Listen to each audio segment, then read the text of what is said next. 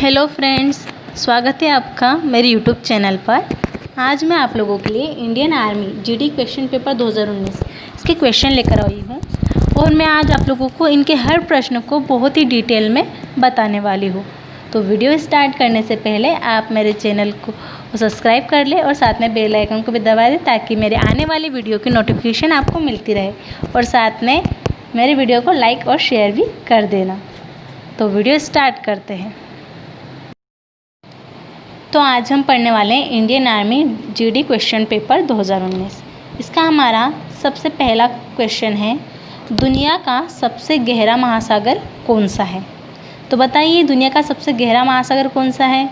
Number 1 Hind महासागर, number 2 Atlantic महासागर, number 3 प्रशांत महासागर या नंबर डी अरब सागर।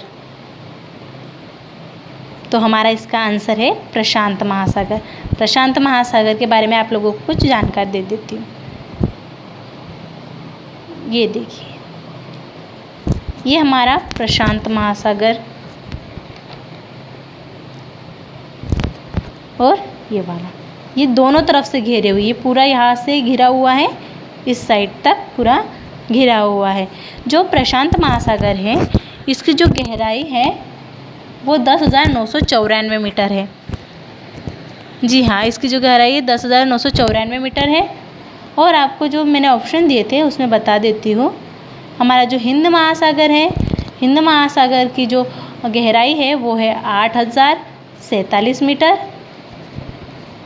उसके बाद अटलांटिक महासागर की है 8,486 मीटर और जो अरब सागर है उसकी है 4,652 metre.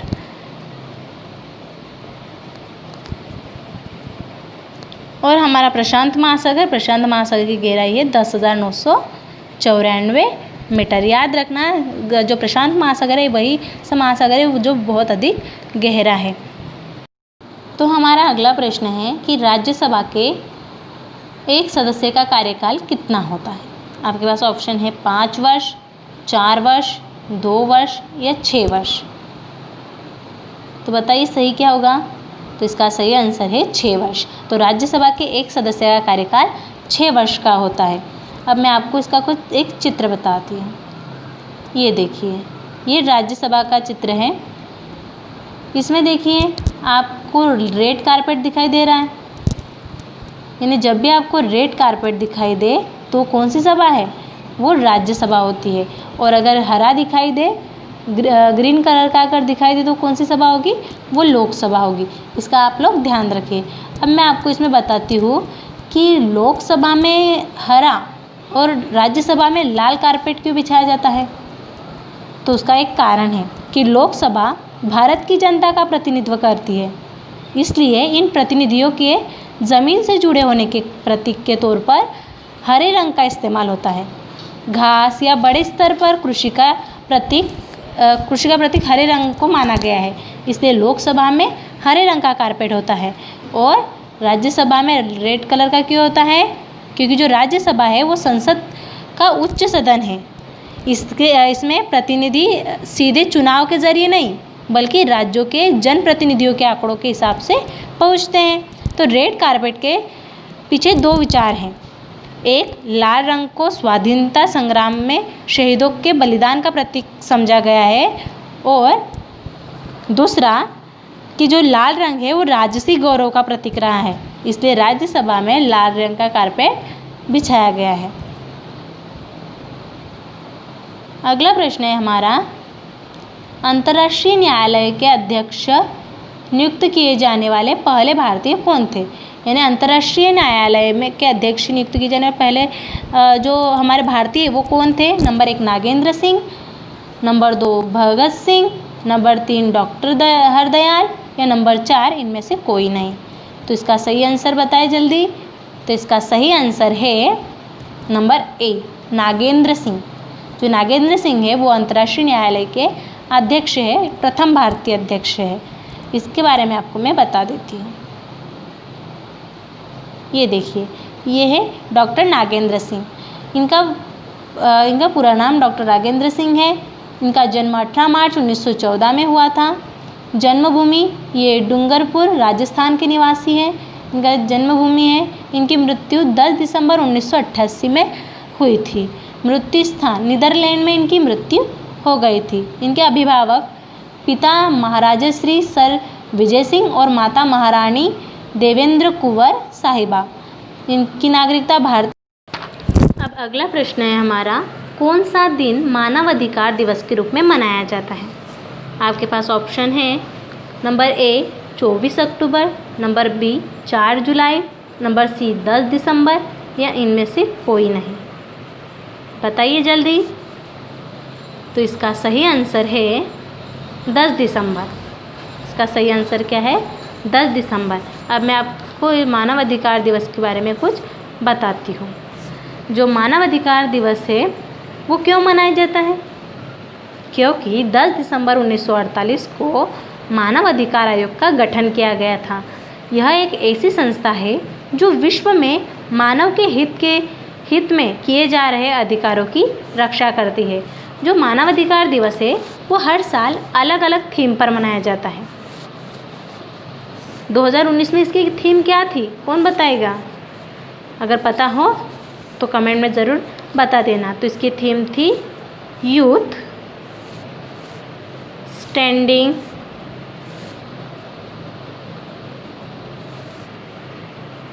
Up for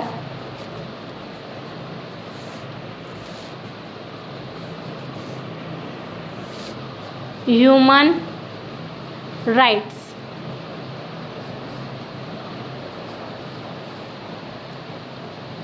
human rights ये 2019 की थीम थी।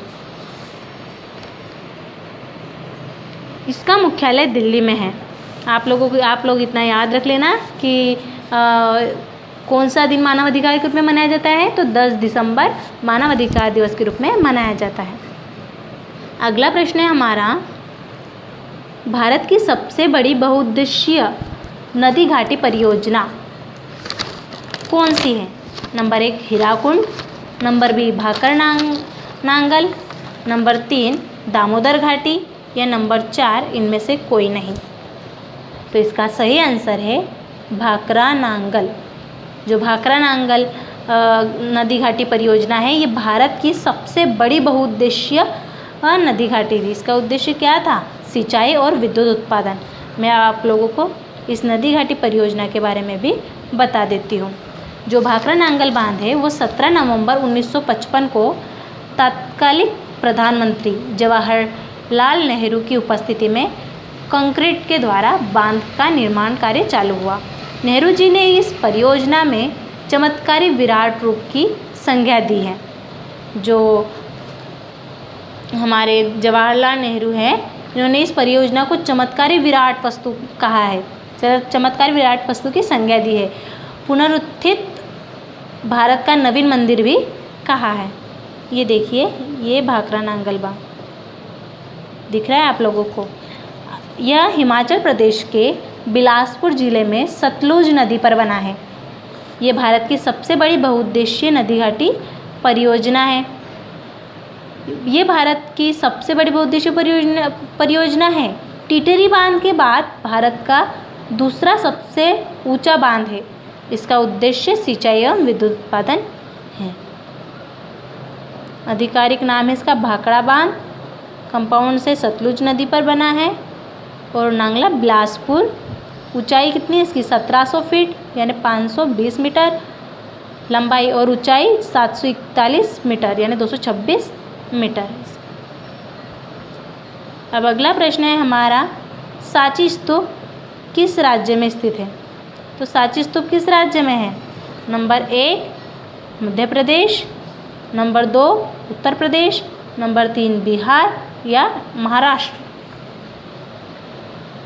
तो इसका सही उत्तर है मध्य प्रदेश। मध्य प्रदेश में सांची स्तूप है। ये देखिए,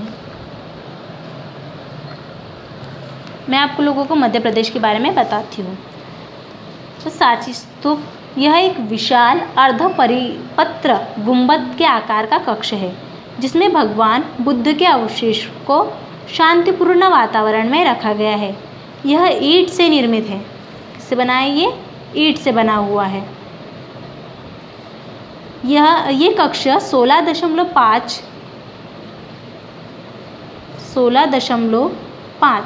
मीटर लंबा और 36 मीटर व्यास वाला कक्ष है।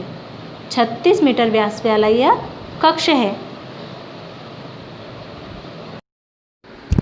अगला 7वां प्रश्न है हमारा, ईच वन टीच वन कार्यक्रम किससे संबंधित है?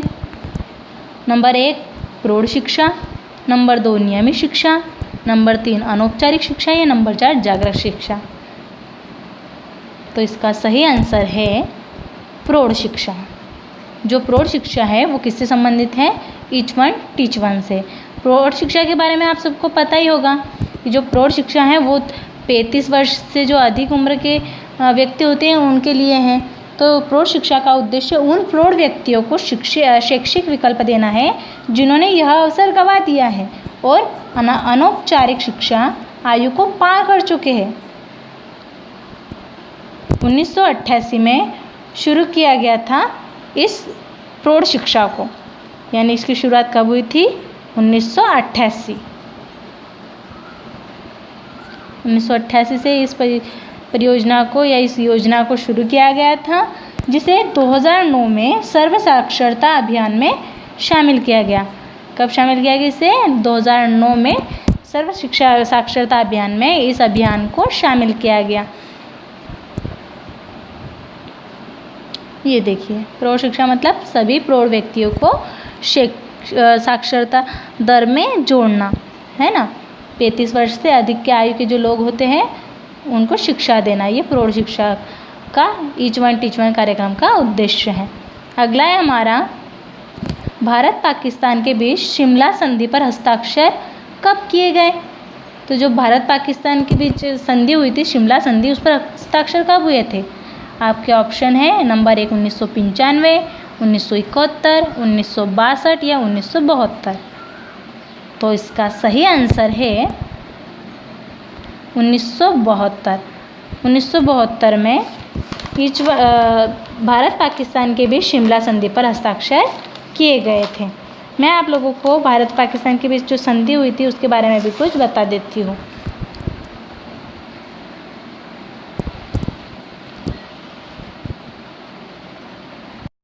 1971 का भारत पाकिस्तान युद्ध के बाद भारत के शिमला में एक संधि पर हस्ताक्षर हुए। इसे शिमला संधि या शिमला समझौता कहते हैं। इसमें भारत की तरफ से इंदिरा गांधी और पाकिस्तान की तरफ से जुल्फ़िकार अली भुट्टो शामिल थे, जिसमें पाकिस्तान के 80,000 से अधिक सैनिकों ने अपने लेफ्टिनेंट जनरल नियाज़ी के नेतृत्व में भारतीय सेना के सामने आत्मसमर्पण कर लिया था और तत्कालीन पूर्वी पाकिस्तान को बांग्लादेश के रूप में पाकिस्तानी शासन से मुक्ति प्राप्त हुई थी। तो जो शिमला संधि हुई थी वो 1972 का जो युद्ध हुआ था, भारत पाकिस्तान युद्ध, उसके दौरान हुई थी। क्यों हुई थी? क्योंकि जो पाकिस्तानी हैं वो हार मान चुके थे और वो संधि करना चाहते थे। अगला है हमारा, महानदी कहाँ से निकलती है? महानदी जो है वो कहाँ से निकलती है? आपका ऑप्शन है रायपुर, पटना, उज्जैन या देहरादून। तो इसका सही आंसर है रायपुर। जो महानदी है वो रायपुर से निकलती है। अब रायपुर कहाँ पर है? किसी को पता है रायपुर कहाँ पर है? जो रायपुर है वो छत्तीसगढ़ की राजधानी है ना। और ये जो महानदी है वो कहाँ से निकलती है? तो महानदी का जो उद्गम है वो रायपुर के समीप धूमतरी जिले में स्थित सिहावा नामक पर्वत श्रेणी से हुआ है। महानदी का प्रवाह जो है उत्तर की तरफ है, ये बात ध्यान रखना। और कहाँ है? रायपुर में। तो अगला प्रश्न है हमारा, आनंद मठ किसने लिखी थी? ये आनंद मठ की रचना किसने की है? ऑप्शन है आपके पास बंकिम चंद्र चट्टोपाध्याय, अबुल फजल, कालिदास या शरत चंद्र चटर्जी। तो इसका सही आंसर है, क्या है बता? बंकिम चंद्र चट्टोपाध्याय। इसका सही आंसर बंकिम चंद्र चट्टोपाध्याय है। जो बंकिम चंद्र जी ने आनंद मठ की रचना की है। और हमारा जो राष्ट्रगीत है वंदे मातरम, जो वंदे मातरम है वो कहाँ से लिया गया है? वो भी आनंद मठ से लिया गया है। ये बात भी आप ध्यान रखना। अगला है हमारा, ये देखिए, ये है बंकिम चंद्र चट्टोपाध्याय जी।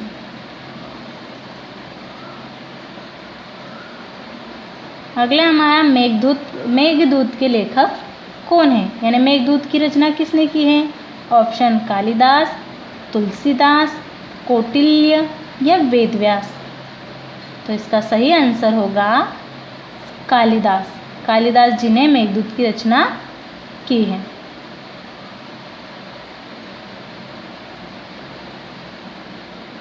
ये देखिए, ये है कालिदास जी, इन्होंने ही मेघदूत की रचना की है।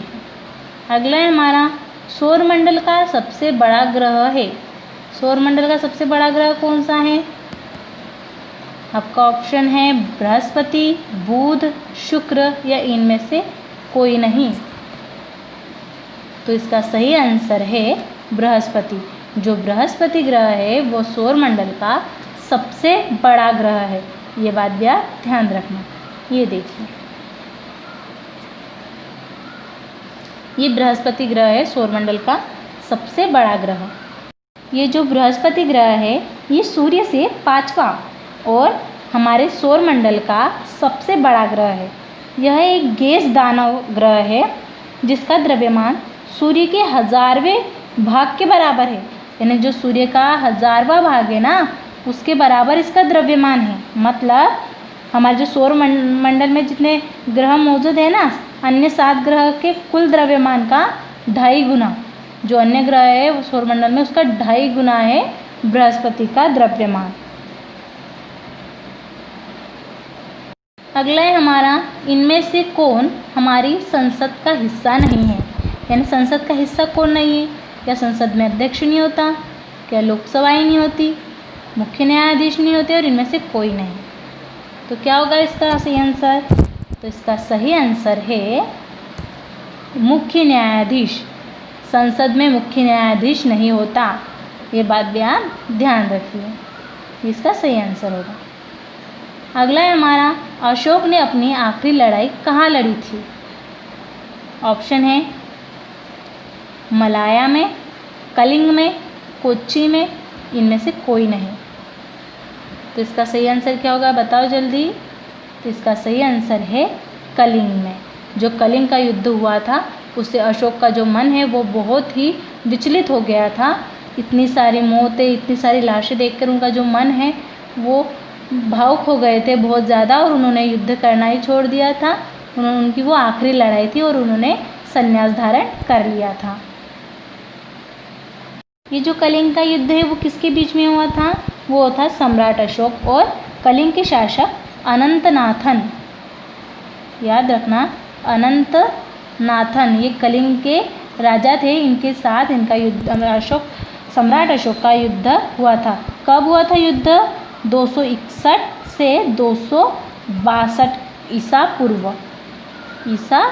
हुआ था। ईसा पूर्व में हुआ था। ये बात भी आप ध्यान रखना।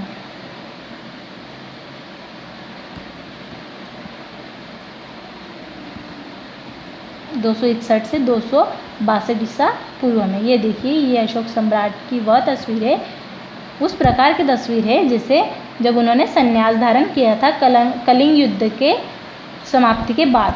उन्होंने लड़ाई करना क्यों छोड़ा था? क्योंकि उनका जो मन था वो इतनी सारी लाशें देखकर बहुत ही विचलित हो गया था, इस कारण से। और ये कलिंग का युद्ध कहाँ हुआ था? तो कलिंग का जो युद्ध है वह भुवनेश्वर से 8 किलोमीटर दूर दक्षिण में दया नदी के किनारे लड़ा गया था। कलिंग उस समय ओडिशा, आंध्र कलिंग, छत्तीसगढ़, झारखंड, बंगाल और मध्य प्रदेश के कुछ हिस्सों में स्थित था। अगला है हमारा, गौतम बुद्ध का जन्म कब हुआ था? ऑप्शन 563 ईस्वी, 472 ईस्वी, 627 ईस्वी, ये इनमें से कोई नहीं। तो इसका जो सही आंसर है, इसका सही आंसर होगा 563 ईस्वी, ईसा पूर्व होगा। सॉरी, ये गलत आएगा, यहाँ पे ईसा पूर्व होगा, ईसा पूर्व, यानी इसमें आएगा हमारा इनमें से कोई नहीं, इनमें से कोई नहीं, क्योंकि इसका ऑप्शन, इसका आंसर क्या है? इसका आंसर है 563 ईसा पूर्व। 563 ईसा पूर्व में गौतम बुद्ध का जन्म हुआ था। अब गौतम बुद्ध के बारे में बहुत सारी चीज़ें हैं, जैसे गौतम बुद्ध का जन्म कहाँ हुआ था? लुम्बिनी में। लुम्बिनी में 563 ईसा पूर्व इक्ष्वाकु वंशीय क्षत्रिय शाक्य कुल के राजा शुद्धोधन के घर में हुआ था। अगर ये प्रश्न में आ जाए कि गौतम बुद्ध का जन्म कहाँ हुआ था, तो लुम्बिनी में हुआ था, ये आप याद रख लेंगे। तो इस प्रकार मैंने आप लोगों को आज 15 क्वेश्चन करा दिए जीके के, जनरल नॉलेज के जो 15 क्वेश्चन थे उनको बहुत ही अच्छे से समझा दिया है। आप लोगों को मेरा वीडियो कैसा लगा प्लीज़ कमेंट करके ज़रूर बताएं और मेरे वीडियो को लाइक शेयर कर दें। साथ में चैनल को सब्सक्राइब भी कर ले और बेल आइकन दबाना ना भूलें, ताकि मेरी जितनी वीडियोज़ है उसकी नोटिफिकेशन आपको मिलती रहे। थैंक यू मेरे वीडियो को लास्ट तक देखने के लिए।